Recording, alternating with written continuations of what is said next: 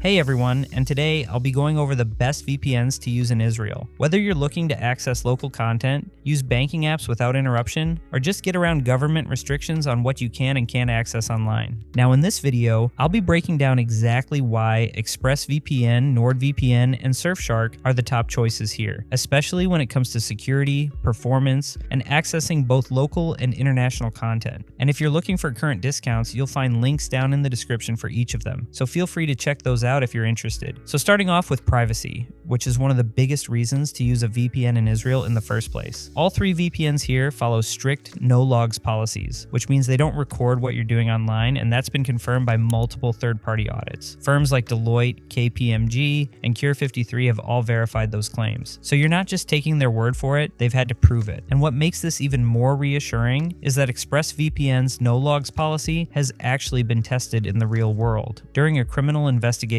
Turkish authorities seized one of their servers, but because Express runs RAM-only servers that don't store anything, there was simply nothing for them to find. That's a pretty clear example of how their privacy setup holds up, even under extreme pressure. Now, in terms of essential security features, all three VPNs include something called a kill switch, and this is actually a really important one, because if your VPN ever drops unexpectedly, the kill switch immediately cuts off your internet connection. That way, your real IP address never leaks out to your ISP or government, even for a second. It's one of those features that you don't really think about until the one time it matters. So it's great that Express, Nord, and Surfshark all include it across their apps, especially when staying anonymous is a priority. Now, in terms of comparative security, ExpressVPN still comes out slightly ahead, mainly because of that real-world server seizure case I mentioned earlier. It's rare to have that kind of proof, but Nord and Surfshark both hold their own really well here too. For example, Nord includes double VPN servers that route your traffic through two encrypted servers instead of just one, which adds another layer of protection. And they also offer a dedicated IP option, which can help you avoid getting flagged by certain sites or landing on government block lists. And then Surfshark has something called No Borders mode, which is a really useful feature if you're in a place with heavy censorship. It detects network restrictions and then automatically connects you to the best obfuscated server to bypass those blocks without you needing to do anything. So even though all three VPNs are strong on core security, they each have a slightly different way of handling tougher environments or more advanced privacy needs. Now, moving over to content access, this is where things like obfuscation and smart IP rotation really start to matter. All three VPNs here do a great job at accessing not just global platforms like Netflix, Hulu, and HBO Max, but also local Israeli services like Mako TV. They're able to do this by constantly updating their IP addresses and using advanced techniques to stay ahead of VPN detection systems. And that's something you won't get with cheaper or free VPNs, which usually struggle with these platforms or get blocked altogether. So if accessing Israeli channels while traveling or streaming international content from within Israel is a priority, any of these three are going to give you a much smoother and more reliable experience. And a big part of that comes down to how these VPNs manage their server networks. Express, Nord, and Surfshark all operate large global server networks with thousands of servers across dozens of countries, including several optimized for Israel. That means you're much less likely to run into overcrowded servers, laggy connections, or blocked IPs. They also recycle IP addresses frequently, which helps avoid long-term bans or detection by streaming services. So if you ever run into a server that isn't working right away, you can usually just switch locations or hit up support, and they'll walk you through what to do.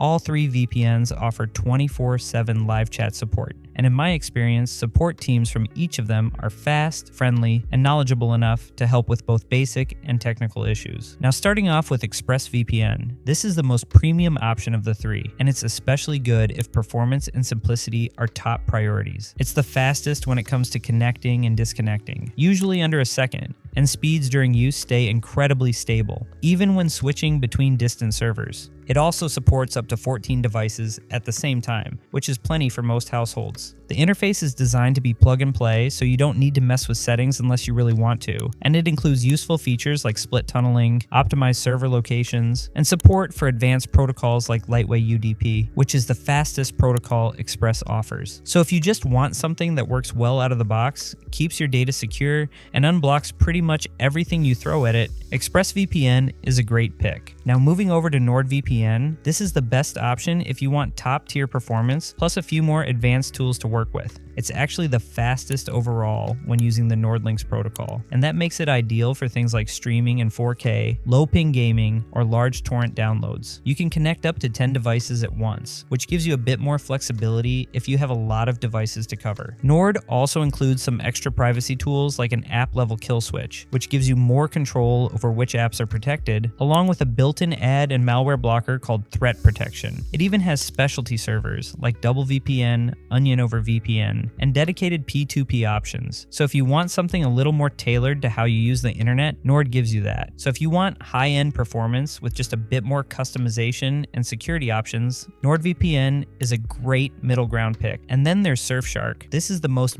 budget-friendly of the three, but it still offers a really solid mix of features and performance. You get unlimited device connections, which makes it a great choice for sharing with friends or family. And while it's not quite as fast as Express or Nord, it still holds up really well for streaming, gaming, and day-to-day browsing. Surfshark includes most of the same core privacy features, including a kill switch, strong encryption, and RAM-only servers. Plus, it has its own set of extras, like clean web for ad and malware blocking, and of course no borders mode, which we talked about earlier, that helps it stay functional even in restricted environments. So if you're looking for something affordable that doesn't cut corners on security or access, Surfshark is easily one of the best value VPNs you can get. Now to quickly sum it up, ExpressVPN is going to be the easiest to use and the most reliable if you want something fast, simple, and secure. NordVPN gives you the best raw performance along with extra privacy tools and more room to customize. And Surfshark is the most budget-friendly choice, with unlimited device connections and surprisingly strong features for the price. So any one of these will do a great job at keeping your connection private, helping you get around restrictions, and letting you access both Israeli and global content without headaches. And again, if you'd like to learn more or see what discounts are currently available, I've included all the links down in the description, so feel free to check those out if you like. So hopefully you found this video helpful, and if you did, please leave a thumbs up, as I